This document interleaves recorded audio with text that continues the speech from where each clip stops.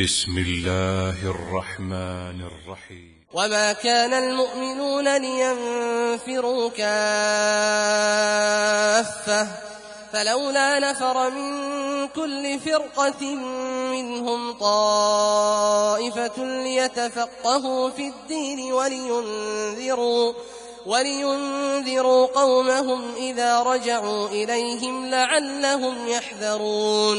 كتاب بلوغ المرام من أدلة الأحكام للإمام الحافظ أحمد بن علي بن حجر العسقلاني رحمه الله تعالى. قال رحمه الله: بسم الله الرحمن الرحيم.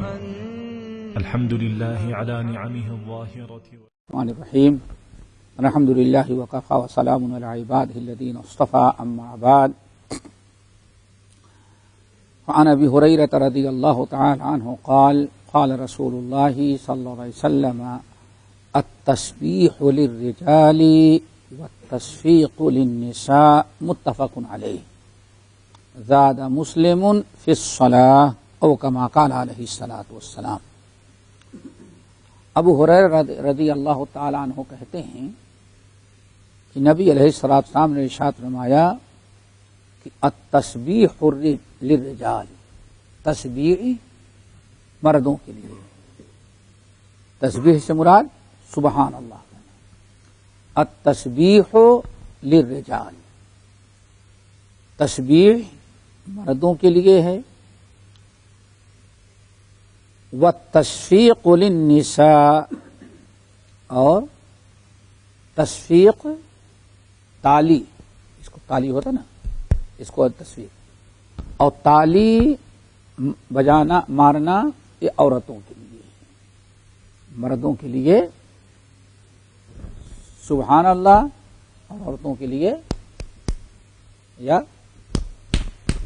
بتا یہ کس کے لیے ہے؟ عورتوں کے لیے. کب؟ فی الصلاۃ، مشاعرے میں نہیں، نماز کے اندر. کہاں؟ فی الصلاۃ. اگر مرد ہو یا عورت نماز پڑھ رہا ہے، نیت باندھ چکا ہے نمازی، اب اس سے ضرورت پڑ گئی لقمہ دینا ہے، تو کیسے لقمہ دے گا؟ مرد ہے تو سبحان اللہ، اور عورت ہے تو زبان سے نہیں کہے گی بلکہ کیا کہے گی؟ تالی. بعض لوگوں نے کہا یہ تالی عورت مار دے تو آدمی کو سمجھ لینا چاہیے کہ کچھ سمجھیے نا، ہم سے امام کو سمجھ لینا چاہیے کہ کچھ گڑبڑی ہو رہی ہے. یہ تو پھر صلاح نماز کے اندر. دوسری حدیث میں مزید وضاحت آئی ہے. آپ نے ارشاد فرمایا جب تم میں سے کوئی نماز پڑھ رہا ہو، دیکھو اتنا آسان سا مسئلہ، اور مسئلہ نہ معلوم ہونے کی بنا پر پتہ نہیں کیا کیا مشکلات ہمارے سامنے آ جاتے ہیں.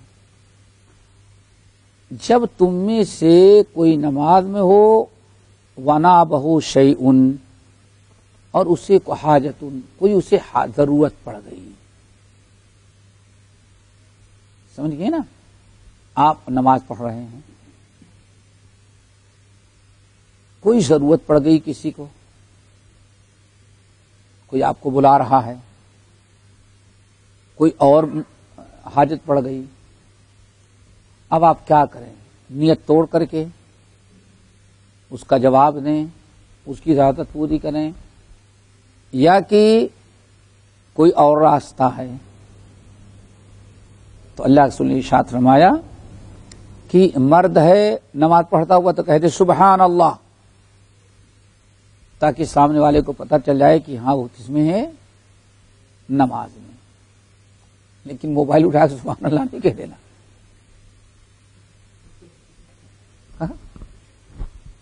وہ ایسی ضرورت نہیں ہے، پھر بعد میں ٹیلی فون کرے گا. وہ سمجھ گئے نا؟ نماز کی حالت میں آپ ہیں، اگر کوئی ضرورت پڑ گئی، ضرورت میں سب سے پہلی ضرورت تو کیا ہے؟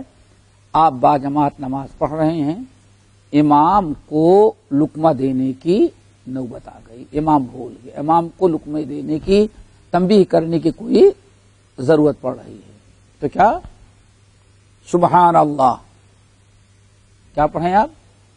سبحان اللہ۔ امام 2 رکعت پڑھ کر کے بیٹھنے کے بجائے بھول رہا ہے، کھڑا ہو رہا ہے، اب آپ کیا کہیں؟ سبحان اللہ۔ تو امام کو چاہیے کہ سمجھ جائے کہ ہاں ہم سے غلطی ہو رہی ہے، اور فوراً امام بیٹھ جائے گا۔ لیکن اگر عورت ہے، عورت کو لقمہ دینا ہے، تو عورت کیا کرے گی؟ سبحان اللہ نہیں کہے گی، بلکہ اپنے ہاتھ سے تالی بجائے گی۔ تالی بجا رہی ہے عورت، ہو سکتا ہے کوئی ایسی نوبت آ گئی ہو، تو ہمیں سمجھ لینا چاہیے اگر ہم امام ہیں کہ ہاں کوئی عورت لقمہ دے رہی، ہم سے کوئی غلطی ہو رہی ہے۔ ایک تو یہ ہے، انشاءاللہ آگے بات آئے گی۔ کبھی ایسا بھی ہو سکتا ہے کہ آپ امام کو لقمہ دے رہے ہیں لیکن امام کو سمجھ میں نہیں آ رہا ہے کہ کیا غلطی ہے، ایسا بھی ہوتا ہے، یہ بہت ضروری مسئلہ ہے۔ آپ کو تو معلوم ہے کہ کیا غلطی کر رہا ہے، لیکن اس کو ہدایت نہیں پڑا کہ میں کیا غلطی کی، تو اس موقع پر سبحان اللہ سے اگر سمجھ نہیں رہا ہے تو آگے انشاءاللہ بتائیں گے، جمہور اہل علم، اکثر اہل علم کے نزدیک اس وقت اگر آپ اس کو اصلاح نماز کی نیت سے بتا دیں، اس جو سجدہ کر یا کہ بھائی سجدہ نہیں کیا، ایک سجدہ کیا مثال کے طور پر، ایسی نوبت آ جائے کہ جس سے امام جو ہے وہ سمجھ جائے، چونکہ پورے نمازیوں کی نماز خراب ہو رہی ہے اور آپ کو یاد ہے اور سبحان اللہ سے نہیں سمجھ پا رہا ہے، تب کیا کریں گے؟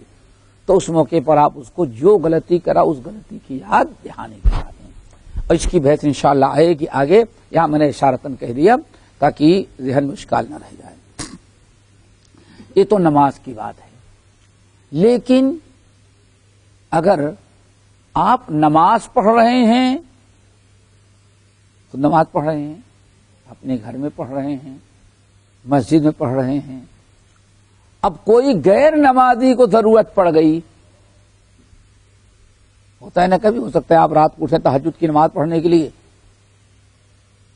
ماں ہو، آپ کی بیوی، اس کو کوئی ضرورت پڑی، اب وہ بستر سے پکار رہے ہیں،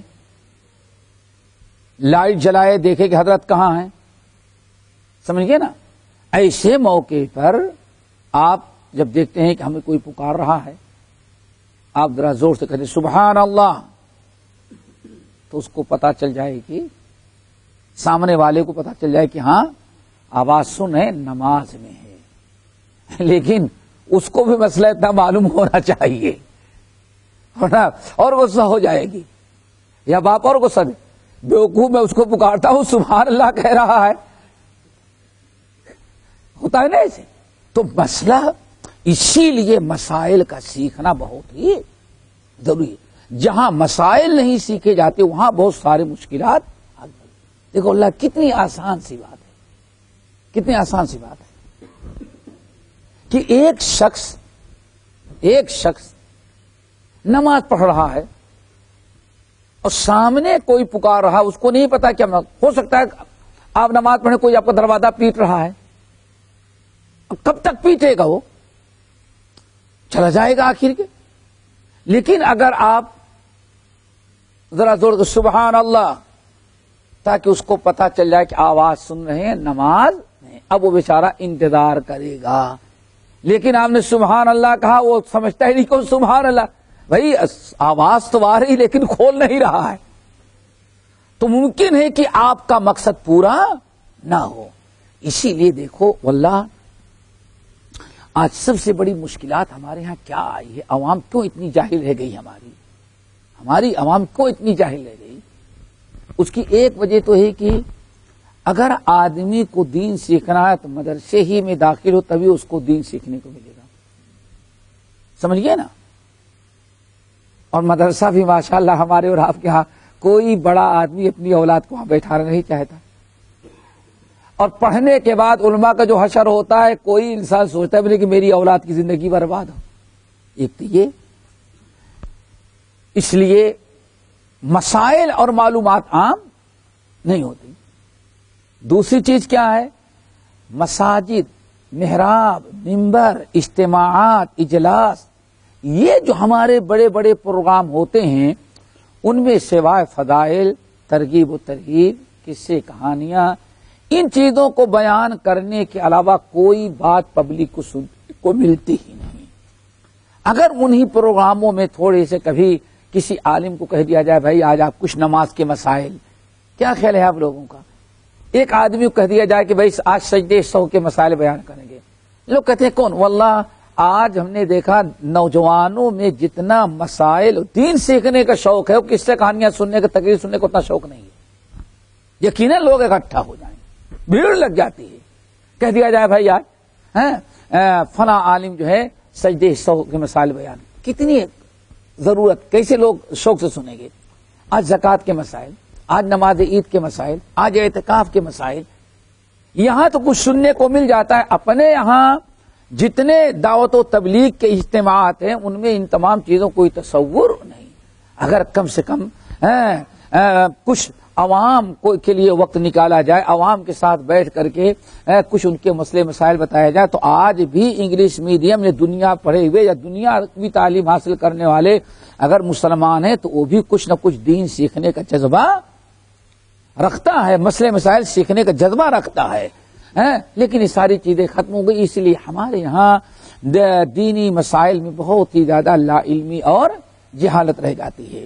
تو انسان کو چاہیے کہ اس طرح سے اگر نماز کی حالت میں کبھی کوئی معاملہ آ جائے تو آپ کیا کہہ دیں؟ سبحان اللہ. اگر عورت ہے تو وہ اپنے سامنے والے کو آگاہ کرنے کے لیے سبحان اللہ تو نہیں کہے گی بلکہ کیا کرے گی؟ اس سے پتا چل جائے کہ ہاں یہ نماز پڑھ رہی ہے خاتون، ابھی تھوڑی دیر کے اندر فرغ. گھروں میں تو بہت سارے معاملات ایسے پیش آتے، کوئی بچہ ہے، کوئی کبھی ماں ہے، کبھی باپ ہے، کبھی بیوی ہے، اس کو نہیں پتا کہ آپ نماز پڑھ رہے ہیں. اب ماشاءاللہ اب آپ گھر سے آئے، مثال کے طور پر باہر آئے اور جا کر کے آپ نماز پڑھنے لگے. اب آپ کی بیوی بیچاری آپ کو ڈھونڈ رہی، کہاں گھر میں داخل ہوئے، کہاں آپ کا بچہ آپ کو ڈھونڈ رہا ہے، گھر والے ڈھونڈ رہے ہیں. اگر پوچھا کہاں گئے، کہاں، آپ ایک مرتبہ ذرا دور سے سبحان اللہ کہتے تو سب کو پتا چل گیا کہ آپ نماز پڑھ رہے ہیں. اللہ کے رسول نے اسی چیز کو بیان فرمایا، التسبیح للرجال والتسبیح تسبیح للنساء. سبحان اللہ تسبیح کس کے لیے ہے؟ مردوں کے لیے.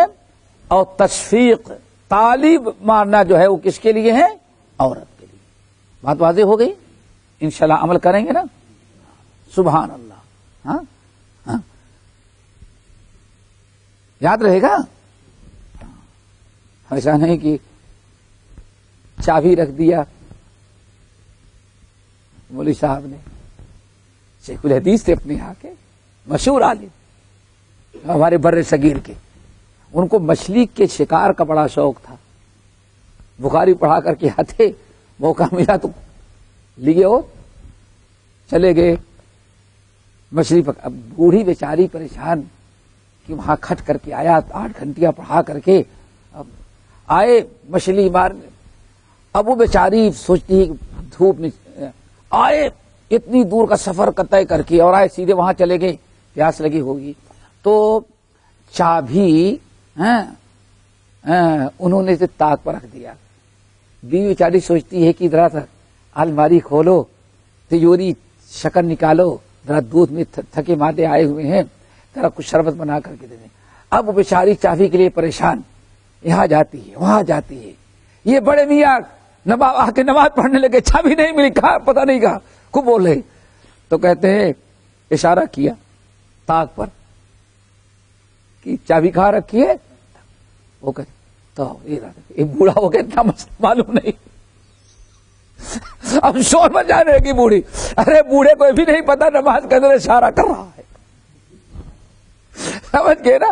مسئلہ اس بیچاری کو نہیں معلوم ہے، یہ تو بیچارے اشارہ کر رہے ہیں، سمجھ گئے نا؟ تو انسان کو چاہیے کہ مسئلے مسائل اپنے گھر میں دوست احباب میں بیان کرتے رہیں. یہ حدیثیں اسی لیے آئی ہیں بیان کرنے کے لیے تاکہ لوگوں کو اتنا سمجھانے میں کیا مشکل ہے. کیا خیال ہے 18 علم کی ضرورت ہے کہ 35 علم کی ضرورت ہے؟ کتنے علم کی ضرورت ہے بھائی اللہ کے رسول نے ارشاد میں نماز میں ضرورت پڑ جائے تو سبحان اللہ کہہ دو. اس میں کون سے منطق اور فلسفے 18 علم کی کیا ضرورت ہے؟ سیدھی سی بات ہے. ایک ہندو کو بتاؤ جو کلمہ بھی نہیں پڑھتا بھائی نماز پڑھنے میں ایسا، میں سمجھتا ہوں وہ ہندو بھی سمجھ جائے گا. کون نہیں سمجھتا؟ لیکن نہیں یہ سمجھنا بڑوں کا کام تھا، ہمارا کام نہیں.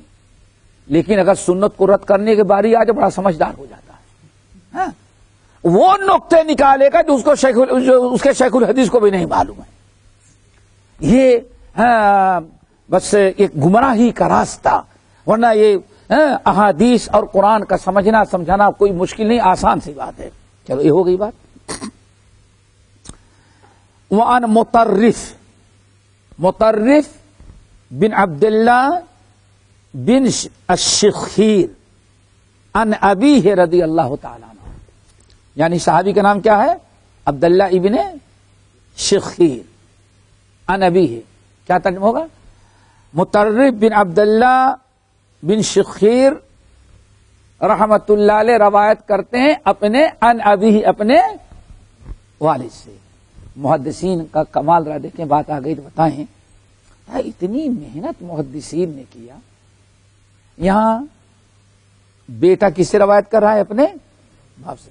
محدثین نے جو حدیثیں مرتب کی ان میں ایک قسم کی حدیث ایسی ہے کہ روایت الابنا انل آبا. اللہ اکبر.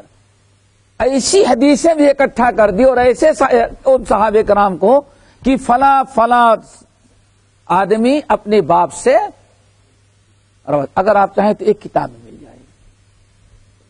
یعنی کتنی قسم سے اللہ تعالیٰ کے فضل و کرم سے محدثین نے حدیث کی خدمت کی. تو عبداللہ ابن شخیر، اب اگر ہمیں کبھی بیان کرنا تو کیا کہیں گے؟ مطرف کی روایت. نہیں، مطرف کی روایت نہیں ہے. روایت کس کی ہے؟ ان کے والد عبداللہ ابن شخیر رضی اللہ تعالی عنہ کی. کہتے ہیں رأیت رسول اللہ صلی اللہ علیہ وسلم یصلی وفی صدرہ عزیز کعزیز المرجل. عزیز کعزیز المرجل. عبداللہ بن شخیر رضی اللہ تعالیٰ عنہ کہتے ہیں میں نے نبی علیہ الصلاۃ والسلام کو دیکھا نماز پڑھتے. رأیت النبی صلی اللہ علیہ وسلم یصلی، میں نے نبی علیہ الصلاۃ والسلام کو نماز پڑھتے ہوئے دیکھا. ٹھیک ہے نا؟ وفی صدرہ، اور آپ کے سینے میں، صدر اس کو بولتے ہیں صدر. ٹھیک ہے نا؟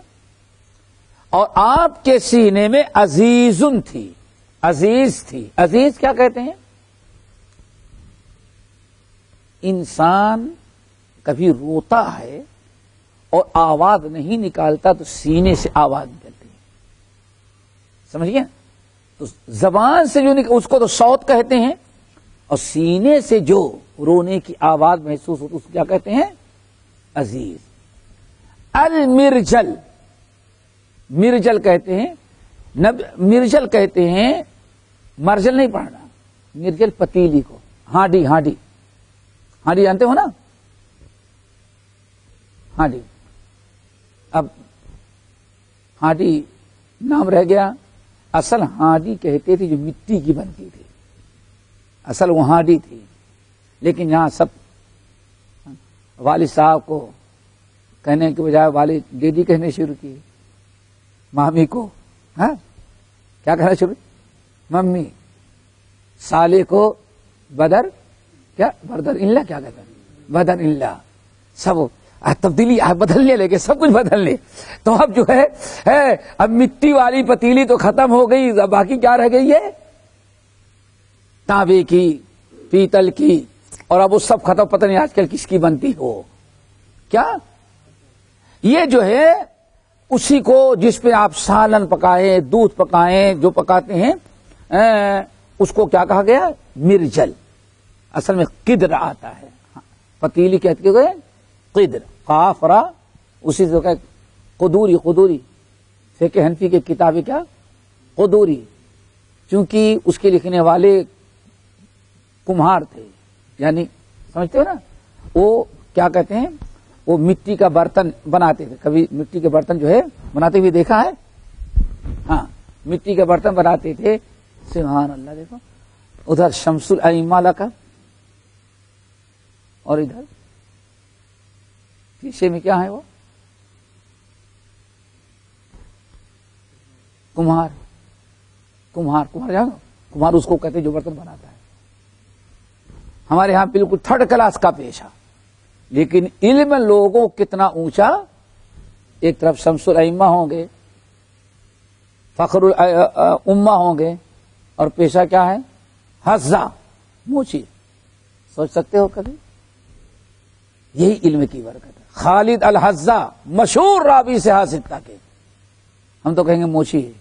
حزہ کہتے ہیں جوتا ٹوٹ جائے تو سلتا ہے، بیٹھا رہتا ہے نا وہ. اللہ تعالیٰ نے کتنا کام لیا. جب حدیث کا شوق ہوا تو موچی بھی کیا کرتا تھا وہ. اور کمال ہے کہ لوگ لکھتے بھی ہیں خالد الحزہ تک پتا جو کوئی دوسرا خالد نہیں، وہ موچی. کتنا اونچا مقام مرتبہ حدیث کے کہاں سے کہاں تک پہنچا دیا. پیشہ جوتا گانٹھنے کا، جہاں ہم کھڑا ہونا بھی عیب سمجھتے ہیں، ادھر بخاری و مسلم کا راوی ہو. صرف اس بنا پر کہ اللہ نے اس کو کیا دیا ہے؟ علم. یہی نظر اللہ عمران، اللہ تعالی خوب خوش رکھے، تر و تازہ رکھے اس کو جو میری حدیث سنتا ہے وہ لوگوں تک پہنچا دیتا ہے. تو یہ بڑا الحمدللہ اسلام میں ایک تو ذات پات کا نہیں، پیشے کا نہیں. ان اکرمکم عند اللہ اتقاکم. تو عزیز کا عزیز المرجل وفی صدرہ عزیز کا عزیز المرجل. اور ان کے سینے کے اندر اللہ رسول نماز پڑھتے ہوئے میں نے دیکھا اور سنا کہ آپ کے سینے سے پتیلی جو ابلتی ہے، ڈھکن ہو اور پھر ابلتی فرض آ دیکھیں کیسی آواز آتی ہے. کبھی پتیلی ہٹا بھی لیں، ڈھکن ہٹا بھی لیں گے تو دیکھیں چاول وغیرہ جو ابلتا ہے نا یا پکتی ہے تو جو پھٹ پھٹ کی آواز آتی، کہتے ہیں ایسی آواز میں نے اللہ کے رسول کے سینے سے سنی نماز جب پڑھتے تھے تب. یہ نماز کیا عالم تھا. اس سے ایک مسئلہ تو یہ ہو گیا، معلوم ہوا کہ نمازی نماز میں جو روتا ہے اگر آواز نکل جائے خوف الہی، خشیت الہی سے، تو نماز میں کچھ فرق نہیں پڑتا، بلکہ اس کی نماز اچھی سے اچھی نماز شمار ہوگی. کیوں؟ نماز میں اس کو قرآنی آیات سن کر کے رونا آ گیا. اللہ تعالیٰ سے دعا کرو ہمارے اندر پیدا ہو جائے. ہاں، اور ہمارا معاملہ تو کیا ہے؟ اللہ سر جو بسجدہ ہوا کبھی تو زمین سے آنے لگی صدا، تیرا دل تو صنم آشنا، تجھے کیا ملے گا نماز میں. یہ تو علامہ اقبال کہتے ہیں. فارسی شاعر کیا کہتا ہے؟ بر زباں تسبیح در دل غا و خر، این چنی تسبیح کے دارد اثر. زبان سے تو سبحان اللہ، الحمدللہ رب العالمین، قل اعوذ برب الفلق، قل اعوذ برب الناس، لیکن دل تو بس باقاعدہ ابھی دکان و کاروبار آفس میں لگا ہوا ہے. کیسی نماز کس کام کی؟ نبی علیہ السلام کی نماز ہوتی تو واقعی یہ نماز اہل اللہ کی ایسے بھی ہوتی رہی. ابھی ہم نے اپنے طالب علمی کے زمانے میں ہمارے بر صغیر میں ایک بہت بڑے عالم گزرے ہوئے ہیں جو دور آخر میں تقریباً کہا جاتا ہے خصوصاً اہل حدیث علماء میں جو بھی ہیں سب ان کے شاگرد یا شاگرد کے شاگرد، اسی لیے ان کا لقب ہے شیخ الحدیث اور استاد العلماء. استاد العلماء مولانا احمد اللہ صاحب شیخ الحدیث پرتاپ گڑھی رحمت اللہ دہلوی، پرتاپ گڑھ کے رہنے والے دہلی، جو دہلی دارالحدیث رحمانیہ کے سب سے پہلے شیخ الحدیث اللہ اکبر، ان کے بارے میں آتا ہے، میں اپنے طالب علم کے زمانے میں ایک صاحب رحمانیہ میں جو پڑھ چکے تھے، دارالحدیث رحمانیہ دلی میں جو پڑھ چکے تھے، یہ 1921 سے 1947 تک چلا ہے۔ 1947 میں تقسیم کے وقت وہ ختم کر دیا گیا، لوٹ پاٹ کے، اور پھر مدرسے کے بانی کراچی چلے گئے۔ تو یہ تقریباً کتنے سال چلا؟ 21 سے لے کر کے اتنی علماء پیدا ہو گئے کہ ہمارا پورا بر صغیر علماء سے بھر گیا، اور اتنی ترقی ہوئی کہ باتفاق علماء یہ کہنے لگے کہ دنیا میں سب سے بڑی حدیث کی یونیورسٹی مدرسہ، لیکن سب سے بڑی یونیورسٹی۔ اسی لیے جو طلبہ حدیث حاصل کرنا چاہتے تھے وہ کہاں آتے تھے؟ مولانا احمد اللہ صاحب کے پاس، دارالحدیث رحمانیہ۔ طالب علم کے زمانے میں انہی کے شاگردوں میں سے دارالحدیث رحمانیہ کا طالب علم تھے، طالب رہ چکے تھے، بک سیلر تھے، ان کے یہاں گئے کتاب خریدنے کے لیے، نام پوچھا، نام بتایا، جگہ پوچھے، میں نے کہا پرتاپ گڑھ، تو ہمیں گلے سے لگایا، ان کے مولانا شیخ الحدیث احمد اللہ پرتاپ گڑھی کی وجہ سے۔ پھر انہوں نے اپنا ایک واقعہ سنایا، اور یہ میں نے جامع سلفیہ میں لوگوں کو بیان کیا تو بہت سارے لوگوں کو معلوم نہیں تھا، بلکہ اس شہر کے لوگوں کو بڑا تعجب ہوا۔ کہتے ہیں کہ میں نیا دارالحدیث رحمانیہ میں پڑھنے کے لیے داخل ہوا، فجر کی نماز تھی، اگلی صف میں، کیوں وہاں نماز دارالحدیث رحمانیہ کا معاملہ یہ تھا، پڑھنے پر بھی نمبر ملتا تھا اور نماز کی پابندی پر بھی نمبر ملتا، تعلیم و تربیت کا بھی اتنا خیال تھا۔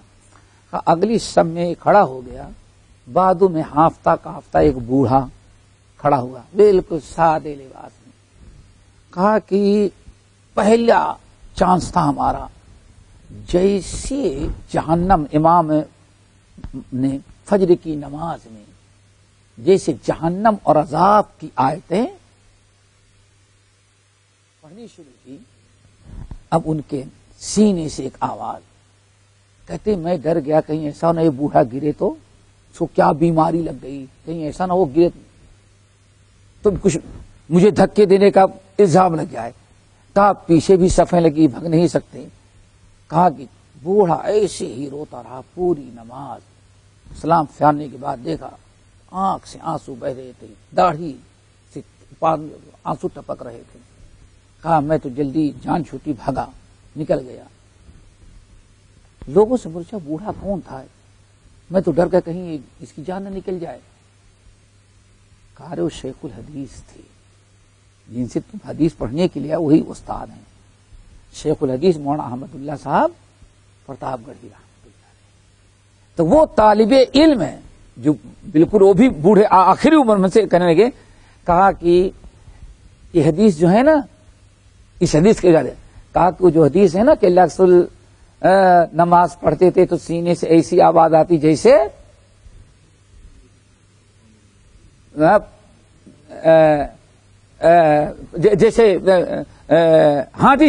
ہاں کو بولنے کی آواز آتی ہے۔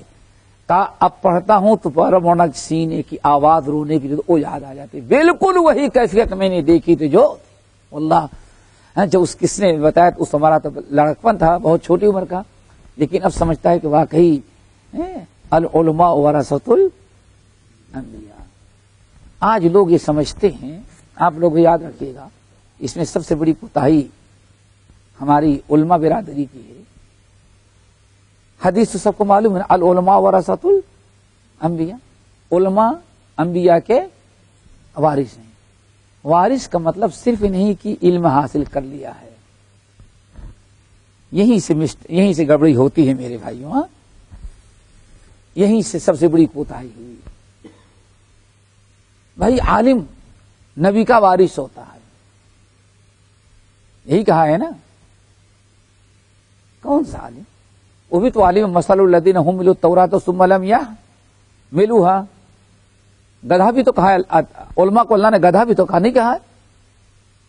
مثل الذین حملوا التوراۃ ثم لم یحملوها، یہ لوگ جو تورات کا علم حاصل کیے ہیں، تورات کے عالم ہیں، ان کی مثال گدھوں کی سے ہے. کہا کہ نہیں کہا؟ کہا ہے نا. کیا فرق ہے؟ یہی سمجھنا. اللہ وہ کون سا عالم ہوگا جس کو جو وارث انبیاء بنے گا؟ صرف علم سے نہیں بنتا. علم بھی اللہ کے نبی کا لایا ہوا علم بھی، اور اللہ کے نبی کا لایا ہوا اخلاق اور کردار بھی ہونا چاہیے. وہ عالم جو ہے وارث انبیاء. العلماء ورثۃ صرف پڑھنے میں نہیں، جیسے پڑھنے میں وارث ہے علم میں، ایسے ہی نبی کے عمل اور اخلاق اور سیرت کا وارث ہوگا، تب وہ اصل میں وارث الانبیاء ہوتا ہے. آج اس قسم کے واقعات سنے تو حیرت ہوتی ہے. کتنے فکر تھی. 1937 کے اندر ایک اور مثال نے، علماء اس کو غنیمت سمجھتے تھے. یہ حدیث پڑھیں اور اس پر عمل ہو گیا. اسی لیے وہ علماء، ان کے مجلس میں کوئی ایک ہفتہ بھی بیٹھ جاتا تو اس کی دنیا بدل جاتی تھی. اور آج ہم لوگوں کے ساتھ جب وہ نام کے رہ گئے کام کے نہیں، تو 50 سال رہنے کے باوجود بھی کوئی فرق نہیں آتا. سمجھ گئے نا؟ یہ فرق ہوتا ہے علماء کا. 1937 میں یہی غالباً نومبر کا مہینہ تھا، 1 2 3 نومبر، یکم دوم، ایک نہیں کہتے تھے، یکم دوم سوم نومبر، امرتسر کے اندر، امرتسر میں بریلوی حضرات نے کانفرنس رکھی. عظمت امام ابو حنیفہ کانفرنس. بولی اچھی تھی بھائی، کس کو کیا اعتراض، لیکن نام تو یہ تھا. جب ان کے علماء تقریر کرنے کے لیے آئے تو صرف علماء دیوبند اور علماء اہل حدیث کو گالیاں ہیں، لعنت ہوئے کافی. 3 دن یہی ہنگامہ رہا. چوتھے دن وہاں کی جماعت نے، امرتسر کی، شیخ الاسلام مولانا ثناء اللہ امرتسری سے اپیل کیا کہ بھائی اتنی گالیاں دیا ہے، کچھ نہ کچھ طرح اس کے کچھ باتوں کا جواب دینا چاہیے. مولانا ثناء اللہ امرتسری رحمۃ اللہ نے ٹائم دیا. مسجد مبارک کی پرانی جامع مسجد اہل حدیث تھی. مولانا احمد اللہ صاحب امرتسری اسی کے امام و خطیب تھے ایک زمانے تک. مولانا امرتسری کو دعوت دی گئی اور اہل حدیث نے کانفرنس جلسہ رکھا 4 نومبر کو. مولانا ثناء اللہ امرتسری رحمۃ اللہ علیہ ایک تانگے پر آئے، یا رکشہ جو تھا رکشے پر، اور ایک آدمی اور ساتھ میں رہا. اپنے گھر سے نکلے، رکشے پر بیٹھے، مسجد مبارک کے گیٹ پر جب پہنچے، رکشے سے اتر کر کے جب مولانا نے پیسہ نکالنے کے لیے ہاتھ جیب میں ڈالا تاکہ بھاڑا دیں، تو قمر بیگ نامی کوئی بریلوی تھا، اس کو چونکہ کانفرنس میں کسی نے کہا تھا وہابی کے سر پر ایک جوتا مارنے سے جنت میں اللہ ایک حور دیتے ہیں. وہابی کے سر پر ایک جوتا مارنے سے ایک حور. تو قمر بیگ اس نے سوچا کہ وہابیوں کے سردار کو جوتا ماریں گے تو ملے گی، اگر پورا گڑاسا ہی مار دیں گے، قتل کر دیں گے تو ساری جنت پورے ہمارے نصیب میں آ جائیں گے. اس چیز کے پیش نظر اس نے اصل گڑاسا لے کر کے چھپا تھا. جیسے مولانا رکشے والے کو پیسہ دے، پیچھے سے آ کر کے اس نے سر پر اس پر مارا. اور پہلے سے سازش کے تحت وہاں اس کے دوست تیار تھے. مولانا تو گر گئے. کچھ لوگ اور پہنچے، اس کو پکڑنے لگے تو انہوں نے 8-9 نوجوان، پہلے سازش تھی، اس کو پکڑا. نالائق مولانا کو مارتا ہے. لوگوں نے سمجھا کہ یہ مولانا کے آدمی ہے، قاتل کو پکڑ لیے اور سازش کے تحت وہ بھگ گیا. مولانا تو بے ہوش ہو گئے تھے. انگریزوں کا دور تھا. بڑے ہاسپٹل میں لے کے گئے، مرہم پٹی کی گئی، ہوش میں آئے. دوسرے دن قمر بیگ تو فرار ہو گیا. دوسرے دن جب پتا چلا تو پنجاب کے علاقے کو لوگوں کو تاتا بد گیا مولانا کی زیارت کے لیے. اس میں ایک عالم دین آئے مونا کی چارپائی ہاسپٹل میں ایسے کھڑکی کے سامنے تھی، اے سی نہیں ہوتا تو کھڑکی کھلی تھی اور ادھر ہی سے گیٹ تھا. وہ شخص جب مونا کو وہیں دور سے دیکھا تو رونے لگے. مونا عبداللہ جو تھے وہ رونے لگے، جو ان کی عادت کے لیے آ رہے تھے. آگے پہنچے تو زخم دیکھ کر کے بڑے افسوس کے ساتھ رونے لگے. مولانا مرشد نے کیوں روئے؟ کہا کہ آپ کو اتنا قاری زخم سمجھ رہے، معمولی زخم ہے، زخم دیکھ کر کے برداشت نہ کر سکا. تو مولانا ثناء اللہ مرسری نے ان کو بلایا اور اس طرح سے پکڑا. کہا کچھ درد ہو رہا ہے؟ کہا کہ نہیں. کہا بالکل نہیں. اور دبایا. اب کہا بس معلوم پڑتا ہے کہ چیونٹی. کہا تم کو کہا کہ ہاں تکلیف ہو رہی. کہا چیونٹی کے پکڑے. کہا اللہ کی قسم جب سے اس نے مارا اور ابھی تک ہم کو اتنی بھی تکلیف نہیں دی. ہاں اس حدیث کو سننے کے بعد علماء جو تھے خاموش، اور مولانا امرتسری بہت خوش، بہت خوش. آپ کو خوشی کس میں نہ پر؟ کہا کہ واللہ میں نے یہ حدیث اپنے استاد میاں صاحب سے پڑھی، مولانا محمود الحسن سے دیوبند میں پڑھی، حافظ عبد المنان وزیر آبادی سے وزیر آباد جا کے پڑھی، پڑھتا تھا لیکن آج تک اس کا مطلب سمجھ میں نہیں آیا تھا. اس ظالم نے گڑاسا مارا، ہمیں حدیث کا مطلب سمجھ میں آ گیا کہ شہید کو جب دشمنان اسلام میدان جنگ میں مارتے ہیں تو خون تو فوارے کی طرف نکلتا ہے، لیکن ان کو چونٹی کے کاٹنے کے برابر بھی شہید کو زخم کی تکلیف نہیں ہوتی. کہا مجھے خوشی اس بات کی ہے کہ ایک حدیث کا مطلب ہمیں سمجھ میں آ گیا. ہمارے اکابر جو تھے جن کو علماء ربانی کہا جاتا ہے، اسی لیے میں نے کہا العلماء ورثۃ الانبیاء، ہر علم والا نبی کا وارث نہیں ہوتا.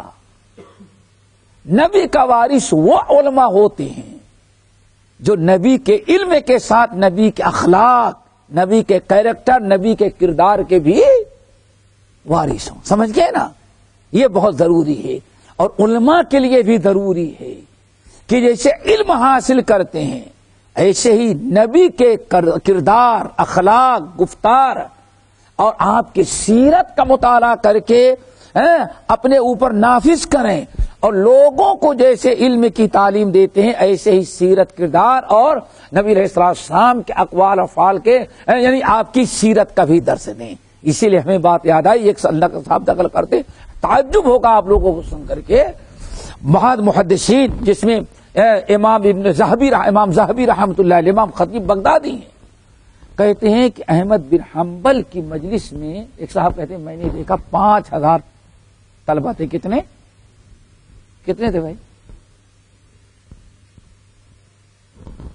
درس حدیث کا درس دے رہے تو حدیث سننے کے لیے کتنے لوگ حاضر تھے؟ یہ سب سے کم مقدار تھے، سب سے کم. کہتے ہیں 5000 آدمی طلبہ تھے.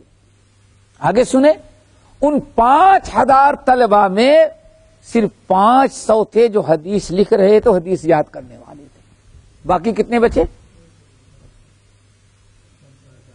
4500 صرف بیٹھ کر کے احمد بن حنبل کی شکل، ان کا گفتار اور کردار اور ان کا سیرت دیکھ رہے تھے. کیوں؟ یہ نبی کا وارث ہے، نبی کا وارث ہے، نبی کا وارث ہے. یہ احمد بن حنبل صرف عالم نہیں، نبی کے علم کا وارث ہے، نبی کے اخلاق اور کردار کا بھی یہ وارث ہے.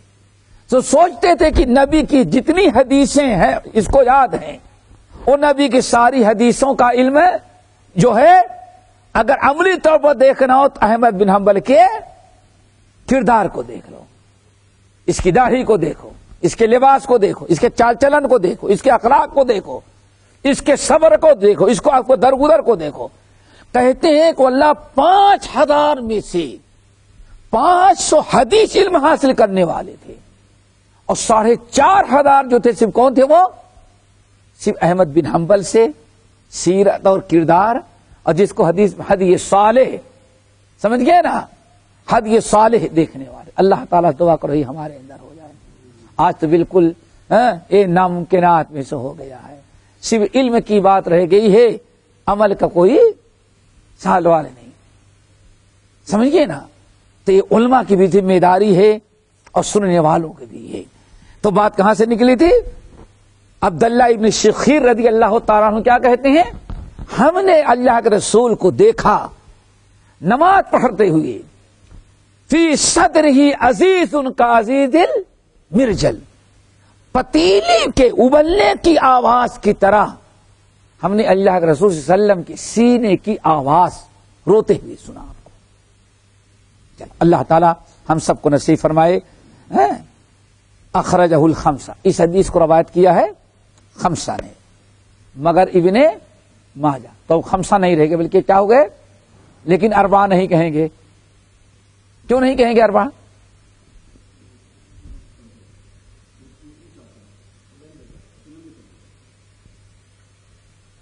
سن تو تین ہی سن بچے.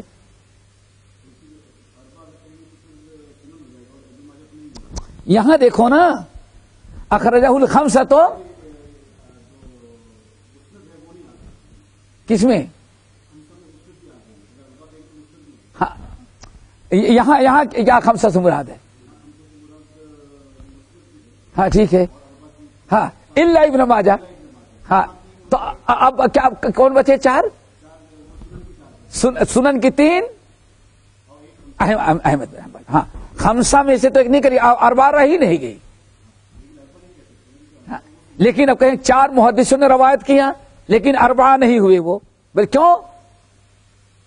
مسند احمد بن حنبل اربعہ میں شامل نہیں ہے. اخرجہ الخمسہ تو پانچوں نے روایت کیا، مگر کیا الا ابن ماجہ. تو اب تو خمسہ نہیں رہے بلکہ روایت کرنے والے صرف کون ہیں؟ چار. لیکن الا اربعہ نہیں کہیں گے. کیوں؟ اربعہ سے ایک نکل گیا، باقی کون بچا؟ خمسہ میں سے چار محدث تو بچے، چار کتابیں بچی، لیکن اربعہ نہیں بچے. اب کیا کہیں؟ احمد بن حنبل، ابو داؤد، ترمذی اور نسائی. چلو. وصححہ ابن حبان، اور ابن حبان نے اس کو صحیح کہا. مسئلہ سمجھ میں آ گیا؟ نماز میں اس طرح سے عذاب الہی یا خوف خشیت سن کر کے اگر رونا آ جائے تو رونے میں اگر آواز بھی نکل جائے تو اس سے نماز میں فرق نہیں پڑتا. چلو. وعن علی رضی اللہ عنہ قال کان علی من رسول اللہ صلی اللہ علیہ وسلم مدخلانی فکنت اذا اتیتہ وهو یصلی تنحنح لی. رواہ النسائی وابن ماجہ. امیر المومنین علی ابن ابی طالب. یہاں ایک چیز یاد رکھیں، ہمارے یہاں کیا ہے؟ ہم لوگ کیا کہتے ہیں؟ ابو بکر صدیق رضی اللہ عنہ. ٹھیک ہے نا؟ نمبر 2 عمر فاروق رضی اللہ عنہ. یہی کہتے ہیں نا؟ عثمان رضی اللہ. لیکن جب تو مولا علی یا علی کرم اللہ وجہہ. دیکھیں محدثین تک صحابہ کے سامنے صرف رضی اللہ عنہ. مولا علی مشکل کشا ہمارا پورا نام ہی بن گیا ہے. یا علی، کم سے کم یا علی تو بولتے ہیں نا. کمال ہے کہ شیعوں کے ساتھ سنی بولتے ہیں. اور صحابہ کرام کا کیا دستور ہے حدیث میں؟ ہر ایک ابو بکر رضی اللہ عنہ، آگے آ رہی ابن عمر رضی اللہ عنہ، علی رضی اللہ عنہ. تو ابو بکر عمر عثمان سے بڑی فضیلت علی رضی اللہ تعالیٰ عنہ کی نہیں. ہم چاروں کی فضیلت کے اقرار ہے، لیکن تمام اہل سنت والجماعت کے مطابق ترتیب کے ساتھ. سب خلفائے راشدین، سب سے خلفائے راشدین میں ابو بکر، عمر، عثمان، علی. اور دوسروں سے ہی ہمارا اختلاف. ان کے ہاں کیا ہے؟ مولا علی، اس کے بعد کوئی ہے ہی نہیں، اس کے بعد کوئی نہیں، صرف سیدھے کیا آ جائیں گے؟ حضرت حسن۔ 12 امام کا انتظار، لیکن اس میں خلفائے راشدین کا کوئی تذکرہ نہیں۔ ہمارے اہل سنت والجماعت کے نزدیک ہم جیسے ابو بکر عمر کو مانتے ہیں ویسے علی رضی اللہ تعالیٰ عنہ کو مانتے ہیں، لیکن مراتب میں فرق ہے جو قرآن سنت ثابت ہے۔ علی رضی اللہ تعالیٰ عنہ کہتے کان علی من رسول وسلم مدخلان، نبی علیہ السلام کے یہاں داخل ہونے کے لیے ہمارے 2 وقت تھے، یعنی عام طور پر 24 گھنٹے میں 2 مرتبہ ہم نبی علیہ السلام کے یہاں گھر میں داخل ہوتے تھے۔ مدخل جانتے نا مدخل کس کو کہتے ہو؟ انٹری داخل ہونے کا۔ داخل ہونے کے 2 وقت ہمارے لیے تھے ہمارے۔ فَكُنْتُ إِذَا أَتَيْتُهُ، پھر جب میں نبی علیہ السلام کے پاس آیا کرتا تھا، ماضی بھائی کیسے ہو گیا نا، وہ یصلی، اور آپ نماز پڑھتے رہتے۔ یہ اللہ رسول کی دنیا سے جانے کے بعد حضرت علی پرانا واقعہ بیان کر رہے ہیں نا۔ نبی علیہ السلام کے گھر میں داخل ہونے کے لیے میرے 2 ٹائم تھے۔ ایک کب؟ جب میں نبی علیہ السلام کے پاس آتا اور آپ نماز پڑھتے ہوتے تو السلام علیکم اجازت لی جاتی ہے نا۔ اجازت کیسے لی جاتی ہے گھر میں داخل ہونے کی؟ السلام علیکم۔ تو میں اجازت لیتا تو تنحنح لی، نبی علیہ السلام ہمارے لیے تنحنو کر دیتے، کھخار دیتے، یعنی سبحان اللہ کے بجائے کیا کر دیتے؟ تاکہ پتا چل جائے کہ اللہ رسول اللہ۔ حدیث کہاں کی ہے؟ نسائی اور ابن ماجہ کی۔ اس حدیث سے بہت سارے اہل علم نے روایت کیا کہ اگر کھانس دیا جائے یا اس طرح سے کوئی آواز نکال دی جائے تو اس سے نماز باطل نہیں ہوتی، اور اگر آپ سمجھتے ہیں گھر والا سبحان اللہ نہیں سمجھے گا جو آپ کو پکار رہا، اس طرح سے اگر کھانس دیں پھکار دیں جس سے پتہ چل جائے کہ کیا ہے تو اس کے استعمال کرنے میں شرعاً کوئی مدعا کا کوئی حرج نہیں ہے۔ آگے بس